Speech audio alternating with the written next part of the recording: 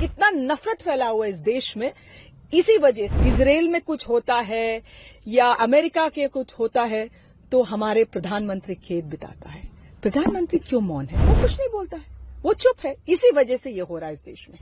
आपकी राजनीति नफरत की राजनीति है, ध्रुवीकरण की राजनीति है, विभाजन की राजनीति है, तो देश आगे कैसे जाएंगे? बजरंग दल वीएचपी का एक हिस्सा है और वीएचपी आरएसएस का हिस्सा है, तो जरूर बजरंग दल को पाबंदी लगाना ही लगाना है। इस तरह से त्रिपुरा के एक छात्र के साथ जो घटना हुई उसको मार दिया गया, हालांकि उसमें आरोपियों को गिरफ्तार भी किया गया है। एक नेपाल भागा है जिसकी तलाश में जो है उत्तराखंड सरकार जो है कोशिश में है जल्द से जल्द उसको पकड़ा जाए।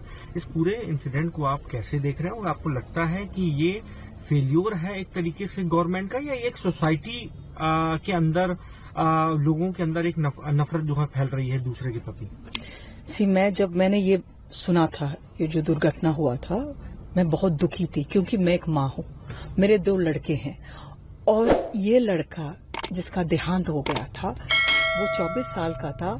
उनको वो बहुत इंटेलिजेंट स्टूडेंट है, वो एमबीए पढ़ रहा था उत्तराखंड में और उनको ऑलरेडी जॉब मिला, रोजगार मिला है कैंपस इंटरव्यू में।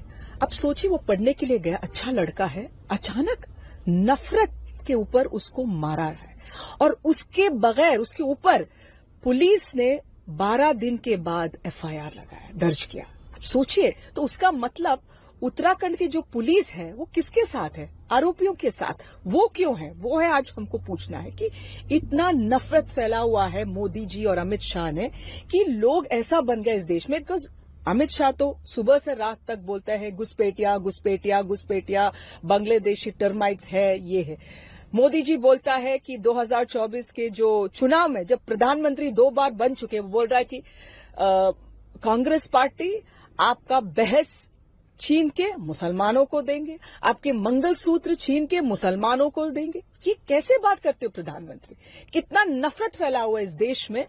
इसी वजह से अमित शाह और नरेंद्र मोदी की वजह से, इसी वजह से वहां भी वो लड़का को भी मारा गया था। और मैं एक सवाल आज पूछना चाहती हूं कि जब इजराइल में कुछ होता है या अमेरिका के कुछ होता है तो हमारे प्रधानमंत्री खेद बिताता है।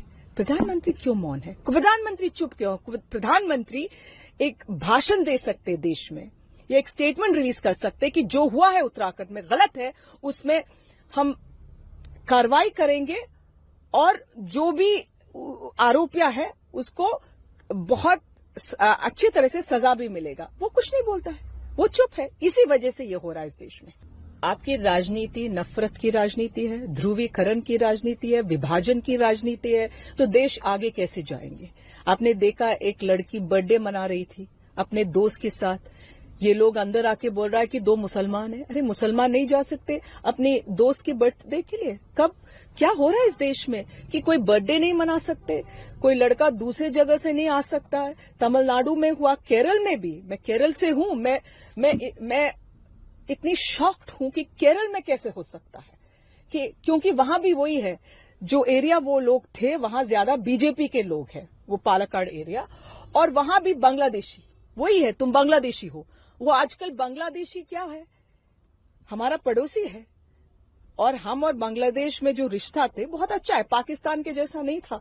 तो अभी बांग्लादेश को अब दूर रखेंगे, नेपाल को दूर रखेंगे, मालदीव्स को दूर रखेंगे, कैसे आगे जाएंगे इस देश?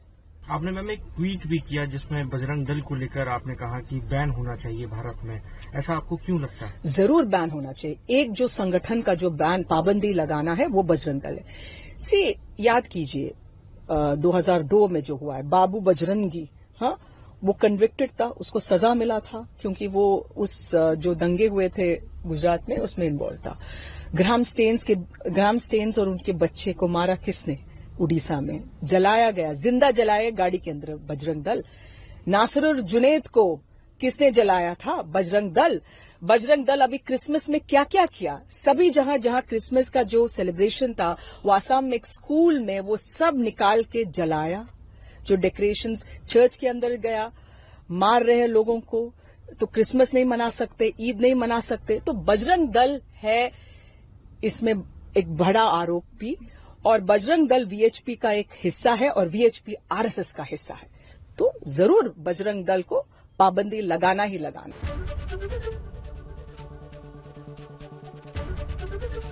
एबीपी गंगा, खबर आपकी, जुबान आपकी।